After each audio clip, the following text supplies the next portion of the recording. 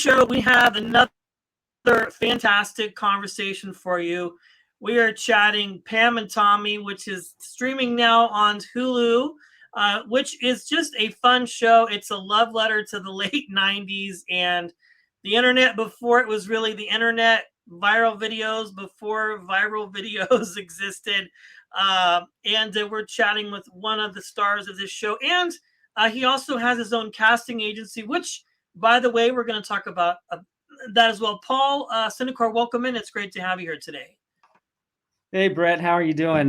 Thanks for having me. I get not a star of the show, but yes, a role on the show. Yeah, well, not compared to Sebastian Stan and Lily James, my good. Yeah, well, you do a great job in it. This is just a fun project, and I know this has kind of been talked about and been a part of, press and things for quite some time. Since last year at least, and if people haven't had a chance to watch it yet, just head over to Hulu. It's streaming there. It's a really good show. Let's talk about your experience with it and sort of, Paul, how you became involved with the project. Sure, Brett. Well, it's really, it was a serendipitous thing. So there wasn't a formal casting for the role of Vinny. I was brought onto the set as a contractor. So, I'm hands-on. I really do that. And I've been acting for a lot of years. So, I was on the set for about a week, and then they cast on set for the role of Vinny. And I'm not sure if it was meant to be a big role. Not much is known about Vinny, just a competing contractor with the Rand character played by Seth Rogen. So I was kind of swept right up into it. And I guess you could say it's a big break, right? To have that moment, right place at the right time. Yeah, I would say so. And I think that's kind of how it works oftentimes, is just being in the right place at the right time. Often people are a part of things, and they do background, they do feature work, and then all of a sudden they wind up being a large part of, or a larger part of the story.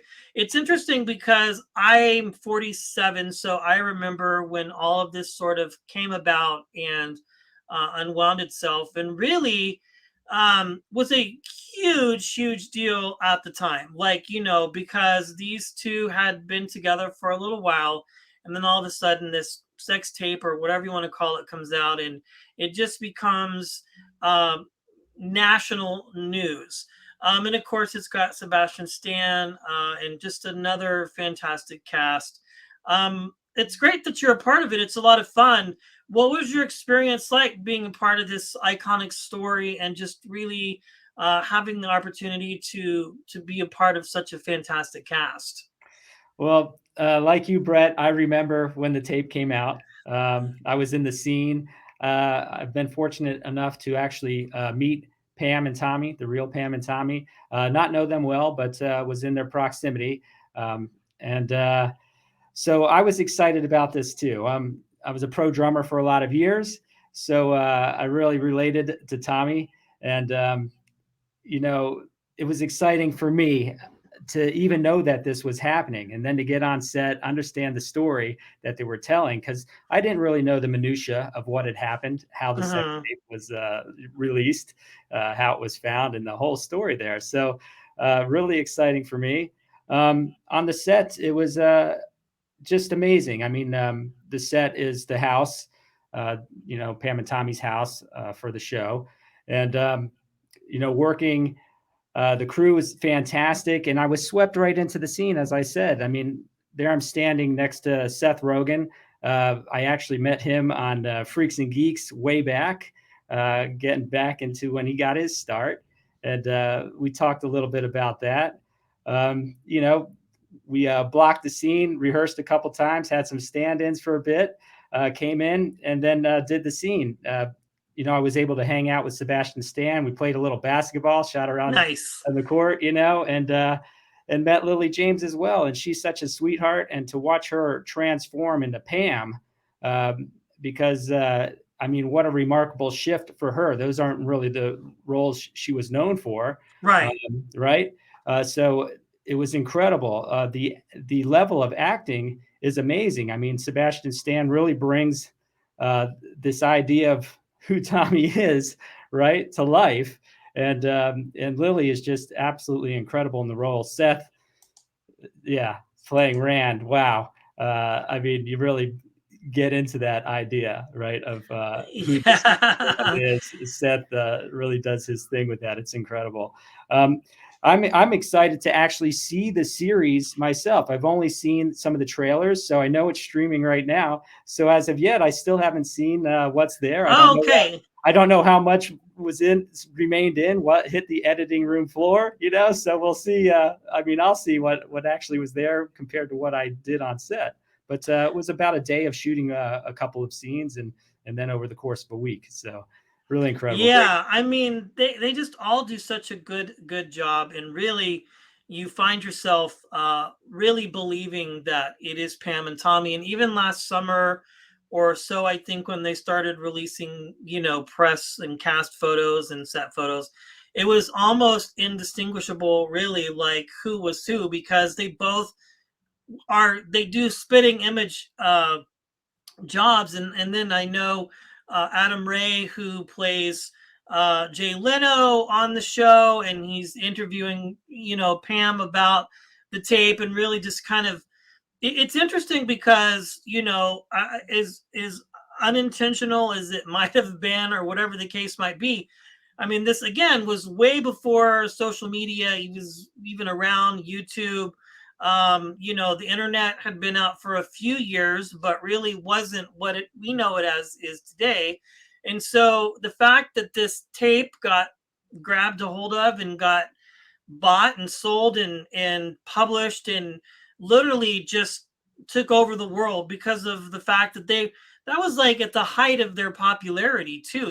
They were super popular. I mean, they still are, obviously, but at that time, they were hot. She was doing Playboy, did a few films, of course, Tommy Lee, and was traveling with the band and stuff. So you did a great job. It was a lot of fun just kind of watching all of this um, play out, and sort of reliving some, I would consider very pop culture historical moments, for sure, Paul. No Yeah. question about it. I mean, iconic people. These people are iconic pop stars, rock stars in their own right. Yeah, I mean, Pam was Baywatch, and then Barbed Wire. Yeah, barbed Motley wire. Crue, of course. Tommy's, legendary drummer. Um, yeah, and I wonder if some people even know what a VHS tape is. I don't know. That's an interesting question. If Yeah, I know, because yeah. I mean, it was not like even DVD didn't really exist. Maybe it did, but it wasn't like Well, now we don't even do that. But it was really like viral before viral even existed, and the fact that they were able to take this and get it onto the internet. And it was like, I think, one of the most popular searched Pam and Tommy sex tape um at the time. And really, I'm sure it's probably still very popular. But it's a lot of fun. And if people, our listeners and viewers, if you haven't had the chance to watch it, it's on Hulu. It's all there to stream, and I think you really enjoy it. Again, to me, there's a lot of things there, but really, it's a love letter to the late 90's, of really just this time that was so different than what we know today. You know what I mean? Indeed, indeed, absolutely. Yeah. Well, I want to switch gears a little bit, because if you could see the background here, Paul, Sinacore Casting, you are a casting director. You've been in the industry for a very long time. You've been an actor, and now you have your casting agency, and you've been a part of some really big projects. What was your introduction into the industry, Paul? How did you even get involved, and then sort of make your way into casting, and putting people in these projects that we like to watch? Yeah. Um, well, make a long story short, based on time. I mean, I came out to Hollywood in 1989 with my band East of Gideon as a pro drummer. Oh, Spent okay. many years uh, in music, right? And then I transitioned to acting and became a SAG actor in 1996, and then had a career doing a lot of background acting, feature acting, some principal roles here and there, and made a modest living at that. And then I shifted gears. I went to UCLA as a non-traditional student later in life, got a degree in psychology and anthropology. And then I was going to go to USC to do documentary filmmaking. And there I was intercepted and basically, I would say, drafted first round into a casting agency there. And then cut my teeth under some amazing casting directors. And then uh, set out on my own. So that's sort of been the transition.